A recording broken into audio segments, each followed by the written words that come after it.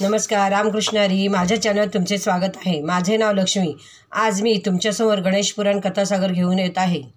अध्याय 44 व 45 वाचून दाखवणार आहे.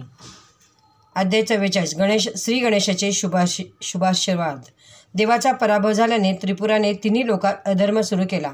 त्याने सर्व यज्ञयागांची कामे बंद पाडली. हे पाहून शंकरासह सर्व देव त्रिपुराच्या नाशाचा विचार करीत असता नारद मुनी तिथे आले. शंकराने त्यांची पाद्यपूजा केली. झालेले सर्व प्रकार सांगितला. तेव्हा नारद म्हणाले, तू युद्धाला जाताना चिंतामणीचे पूजन केले होतेस का? ते पूजन झाले नाही, तू विसरलास, म्हणून तुझ्यावर हे संकट आले. तुझा पराभव झाला. तू एक कर, तुला जर त्रिपुराचा नाश करायचा असेल तर प्रथम तू श्री गणेशाला प्रसन्न करून घे.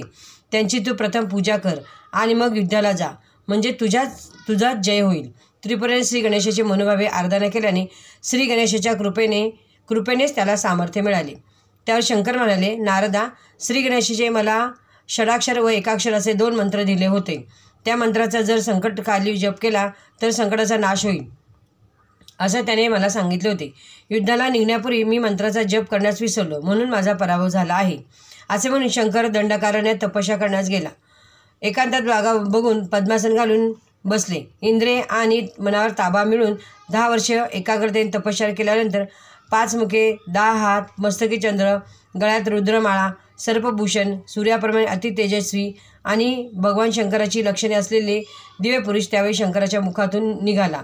तो दिव्य पुरुष शंकराला म्हणाला, शंकरा, माझे स्वरूप बघण्यास ब्रह्मदेव ऋषीसुद्धा समर्थ होत नाही.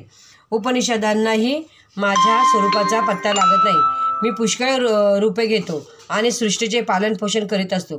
तुला मी प्रसन्न झालो आहे, तेव्हा तुला कोणता वर मागायचा तो मागून घे. अध्याय 45 मणिपुरात काय घडले. गजाननचा आशीर्वाद मिळाल्याने भगवान शंकराला खूप आनंद झाला. ते म्हणाले, गणेशा, तुझ्या दर्शनाने मी धन्य झालो. तुझ्या दर्शनाने माझे 5ही मस्तकांचे सार्थक झाले.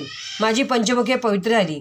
पृथ्वी, उदक, तेज, वायू आणि आकाश ही पंचमहाभूते, गंध, रस, रूप, स्पर्श आणि मंत्र, स्पर्श आणि शब्द, मन आणि इंद्रिय, गंधर्व, यक्ष, पितर, देवर्षी, ब्रह्मा, विष्णू, रुद्र, इंद्र, विश्वदेव, श्राद्धदेव आदी सर्व सृष्टी तुझ्यापासून उत्पन्न झाली आहे.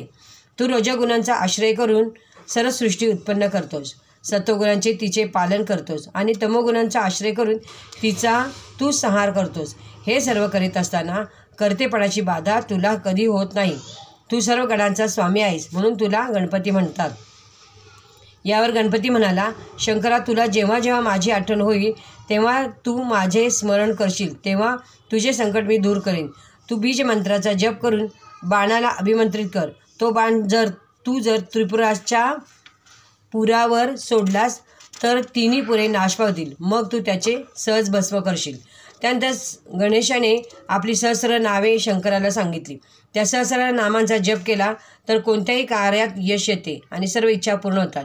युद्धाच्या वेळी त्या सहस्र नावांचा जप केला असता शत्रूंचा पराभव होतो. त्या नामांचा तिन्ही काळी पाठ करणाऱ्याला इच्छित प्राप्ती होते, ते सांगितले. वरप्राप्तीमुळे शंकराला खूपच आनंद झाला. तिथे शंकराने गणेशाची आराधना करण्यास सुरुवात केली. तिथे जवळच श्री गणेशाचे मंदिर बांधले. त्या मंदिरामध्ये एक शहर वसवले. त्या शहरास मणिपूर असे नाव दिले. नंतर काही दिवसांनी श्री गणेशाने शंकराबरोबर सर्व देवांना आणि गणांना दर्शन दिले व नंतर ते गुप्त झाले. रामकृष्ण हरी. तुम्हाला व्हिडिओ आवडल्यास लाईक करा, शेअर करा. रामकृष्ण हरी. धन्यवाद.